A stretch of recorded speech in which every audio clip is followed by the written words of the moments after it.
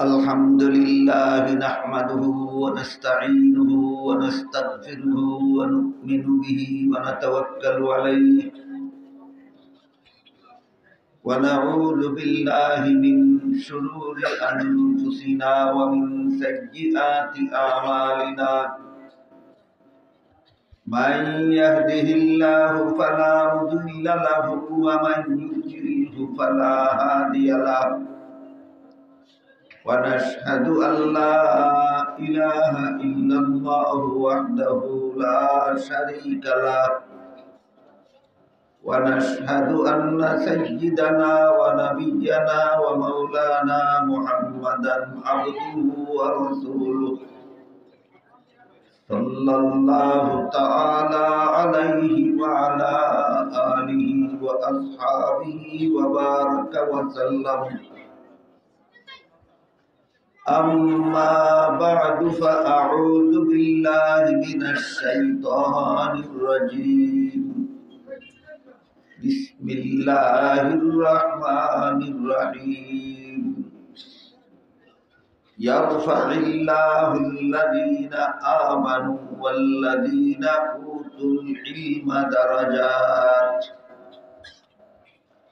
وقال رسول الله صلى الله عليه وسلم كن عالما أو متعلما أو مستمعا أو محبا ولا تكن خامسا فتهلك أو كما قال عليه الصلاة والسلام শ্রদ্ধেয় সভাপতি হযরত উলামায়ে কেরাম মুহতারাম হাজিরিন এলাকার সর্বস্তরের মুসলমান ভাইয়েরা আমার আশপাশের বাড়িঘরে পর্দার আড়ালে বসা আমার মা ও বোনেরা, আমি আশা করি আপনারা জানেন যে আজকের এই মুবারক সভার আয়োজন আপনাদের এই প্রতিষ্ঠিত স্থানীয় একটা মাদ্রাসার পক্ষ থেকে করা হয়েছে।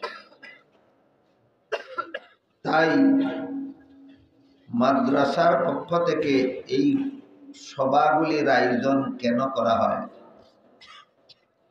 আমার মনে হয় এই প্রশ্নটার জবাব মাদ্রাসার সবার থেকেই আমাদের জেনে যাওয়া দরকার।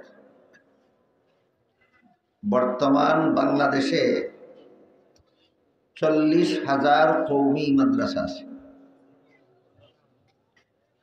এই সবগুলি মাদ্রাসার পক্ষ থেকে বৎসরে কমপক্ষে একটা করে এইরকম ওয়াজ মাহফিলের আয়োজন হয়।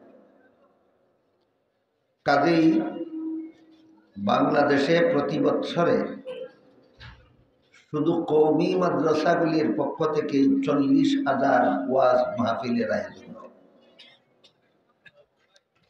একটা দেশের ভিতরে প্রতি বৎসরে এরকম হাজার হাজার ওয়াজ মাহফিলের আয়োজন মাদ্রাসাগুলির পক্ষ থেকে কেন করা হয় তা মাদ্রাসার সব ওয়াজ মাহফিলেই আমাদের বোঝা দরকার। এবং বিষয়টা বোঝার জন্য যেই হাদিসের আলোকে বিষয়টা বোঝা আমাদের জন্য সহজ হবে, এমন একটা হাদিস আমি আপনাদের সামনে তিলাওয়াত করেছি। তিলাওয়াতকৃত হাদিসে রাসূল করিম সাল্লাল্লাহু আলাইহি ওয়াসাল্লাম তার গোটা উম্মতের জন্য জাহান্নাম থেকে বাঁচার সর্বমোট 4টা ব্যবস্থা বলে দিয়েছেন। সাথে সাথে বলে দিয়েছেন এই 4 পথ ছাড়া 5 নম্বর কোনো পথ নাই উম্মতের জাহান্নাম থেকে বাঁচা। উম্মতের জন্য জাহান্নাম থেকে বাঁচার 4টা পথ আল্লাহর রাসূল চিহ্নিত করে দিয়েছেন। সাথে সাথে বলে দিয়েছেন এই চার পথ ছাড়া আর কোনো পথ নাই উম্মতের জাহান্নাম থেকে বাঁচার। পথ চারটা কি কি? এক নম্বর পথ হলো, রাসূল বলেন, কুন আলিমান, তুমি আলেম হও, এটা তোমার জন্য জাহান্নাম থেকে বাঁচার এক নম্বর পথ। যারা আলেম হতে পারেননি তাদেরকে রাসূল বলেন আও মুতাআল্লিমান, তুমি আলেমের ছাত্র হও, এটা তোমার জন্য জাহান্নাম থেকে বাঁচার দুই নম্বর পথ।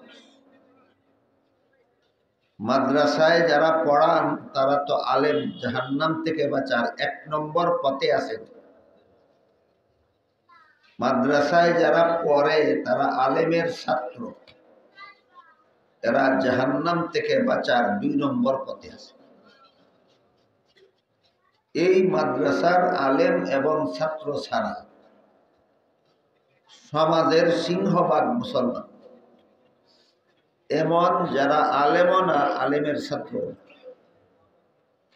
কেউ সারা জীবন গৃহস্থী করেন, কেউ সারা জীবন ব্যবসা করেন, কেউ সারা জীবন চাকুরি করেন,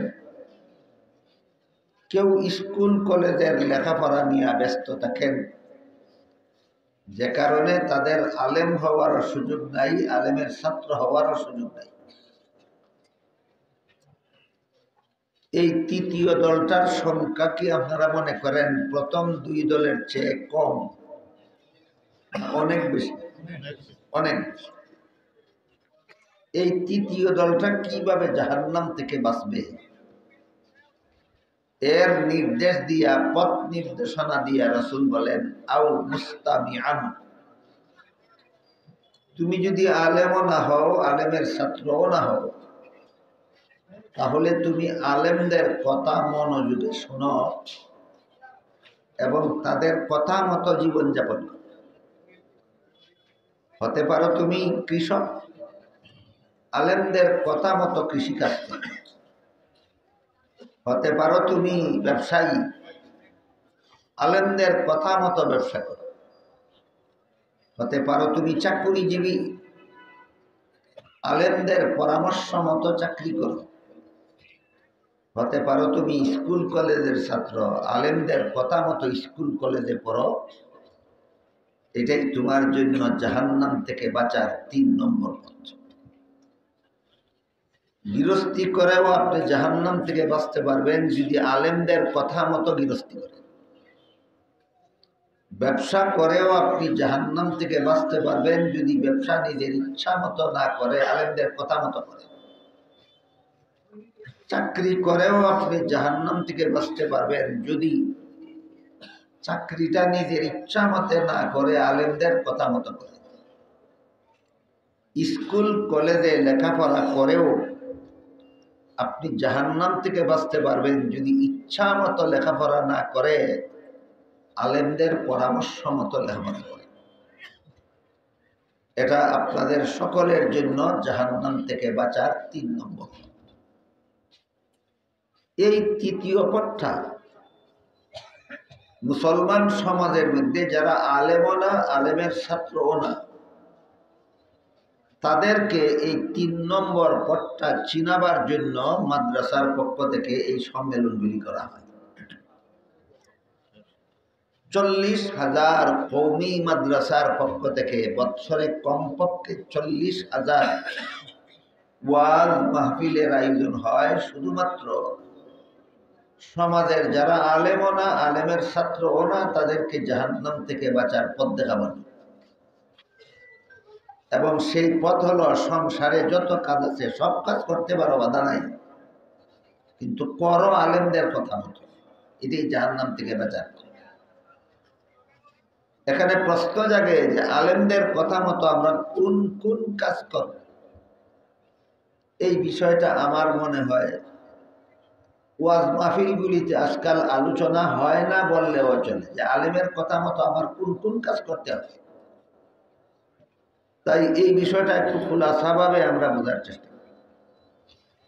মানুষের জীবনে যত কাজ আছে প্রথমত দুই প্রকার, হয়তো ধর্মের কাজ হবে আর না হয় সংসারের কাজ। নামাজ পড়া, রোজা রাখা, কোরআন তেলাওয়াত করা, দোয়া করা, দুরূদ শরীফ পড়া, তাসবিহ পড়া, ওয়াজিফা পড়া, আল্লাহর জিকির করা, এগুলি হইল ধর্মের কাজ। আরেক প্রকার কাজ আছে সংসারের কাজ, খাওয়া দাওয়া করা, পেশাব পায়খানা করা, রাত্রে ঘুমানি, এগুলি সংসারের কাজ। প্রথমে আমরা বুঝি ধর্মের কাজগুলি আলেমদের কথা মতো করতে হবে কেন। তার কারণ হলো ধর্মের কোন কাজ কিভাবে করলে শুদ্ধ হয় আর কিভাবে করলে ভুল হয় আলেম ছাড়া কেউ জানে না। কাজে আমাকে নামাজ পড়তে হবে আলেমদের কথা মতো। কি জন্য? নামাজটা শুদ্ধ হওয়ার। আপনি যদি আলেমের কথা মতো নামাজ না পড়ে নিজের ইচ্ছা মতো নামাজ পড়েন, নামাজটা ভুল হবে, এই নামাজ গ্রহণযোগ্য হবে না। আমি কথাটা আপনাদের সহজে বোঝাবার জন্য একটা উদাহরণ দিয়ে শুনুন। আমার মনে হয় আমাদের দেশের বেশিরভাগ মুসলমান কৃষি কাজ করে, গৃহস্থী করে। যেই লোকটা গৃহস্থী চিনেও না, বুঝেও না, জীবনে কোনোদিন করেও নাই, এই লোকটা যদি গৃহস্থী করতে যায় তাহলে যারা গৃহস্থী চিনে এদের কথা মতো করতে হবে কিনা? পুরাতন গৃহস্থদের পরামর্শ না নিয়ে নিজের ইচ্ছা মতো গৃহস্থী যদি করতে যায়, হয়তোবা ক্ষেতের আগাছা সাফ করবে ঠিক মতোই, খেতে পানি সেচ করবে হয়তো ঠিক মতোই, ক্ষেতের সার সব বলের অভাব থাকলে সার গোবর দিবে হয়তো ঠিক মতোই, কিন্তু সে যদি খেতে ধান না বুনে চাউল বুনে, কি বুনে? চাউল, ফসল কিছু কম হবে? কি বলেন? কতগুলি ভুলের কারণে তার গৃহস্থী বরবাদ। ঠিক তেমনি ভাবে আপনি যদি আলেমদের কথা মতো নামাজ না পড়ে নিজের ইচ্ছা মতো নামাজ পড়বেন, এমন একটা ভুল করবেন খেতে চাউল বুলার মতো ভুল হয়, চাউল বুনার মতো ভুল হয়। খেতে চাল বুনলে যেমন ভাবে গৃহস্থী সবটুকু বরবাদ, ঠিক তেমনি ভাবে নামাজের একটা ফরজ লঙ্ঘন করলে সারা জীবনের সমস্ত নামাজ বরবাদ। বুঝে থাকলে বলুন, ধর্মের কাজ নামাজ রোজা করতে হবে আমার কার কথা মতো? আলেমদের কথা মতো। কেন? শুদ্ধ হওয়ার। কেন? শুদ্ধ হওয়ার।